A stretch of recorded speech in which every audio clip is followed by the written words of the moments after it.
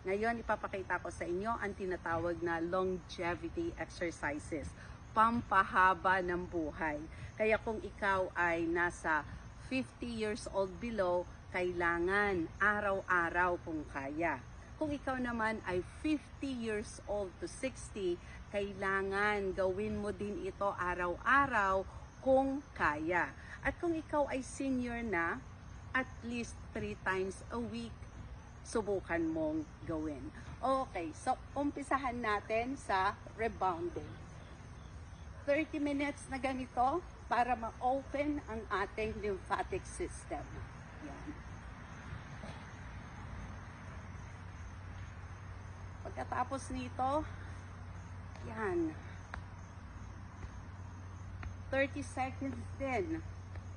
I-rotate ang katawan, i-open ang ating arms para ma-stretch ang chest, gumanda ang paghinga, at ma-stimulate din ang ating liver at ang ating puso.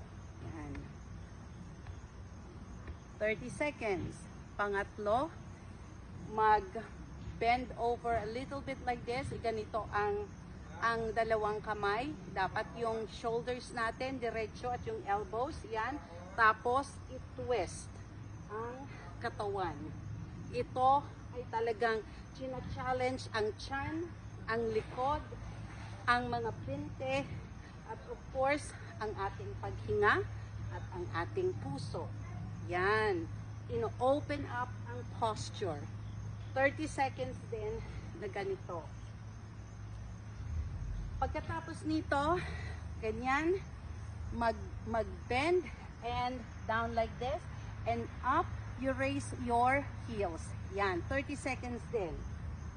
Ito ay talagang china-challenge niya ang pagbalanse, china-challenge niya ang strength ng ankles, ang tuhod, tumutulong para palakasin ang puso, pababain ang blood sugar.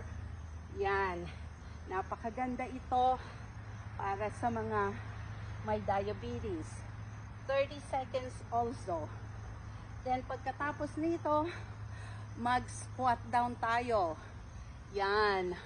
30 seconds din. Kailangan tuloy-tuloy ito. Kung hindi mo kaya, i-modify mo by holding.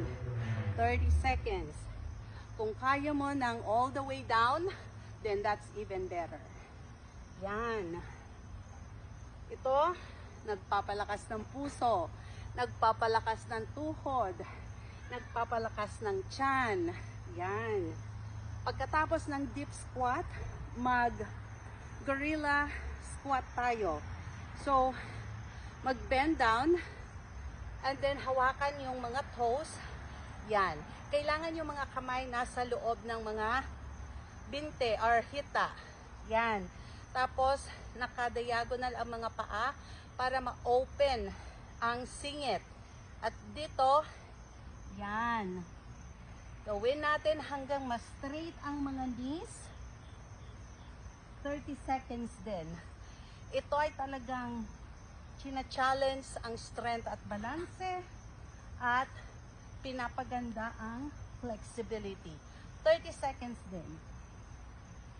Pagkatapos nito, umupo, Asian squat and weight shift, pero iangat ang mga toes, ang paa, ganyan. Ito ay china-challenge niya yung flexibility ng ating mga ankles para mas magkaroon tayo ng balance. Ino-open ang likod at singit para hindi sasakit. Ano pa? Yung tuhod natin ay nai-stretch din.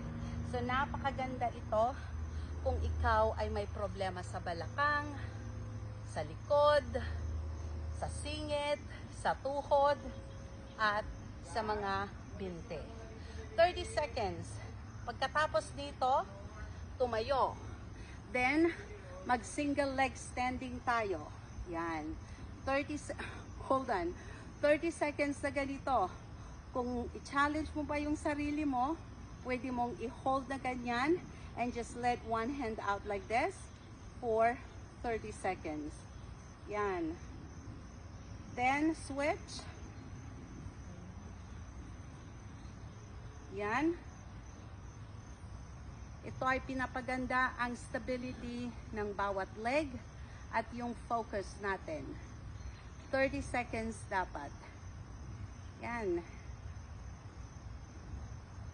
Pagkatapos nito, i-end natin ng twisting like this to stimulate the rest of our organs, yung kidneys, liver, spleen, stomach, para mas gumanda ang pag-function nila.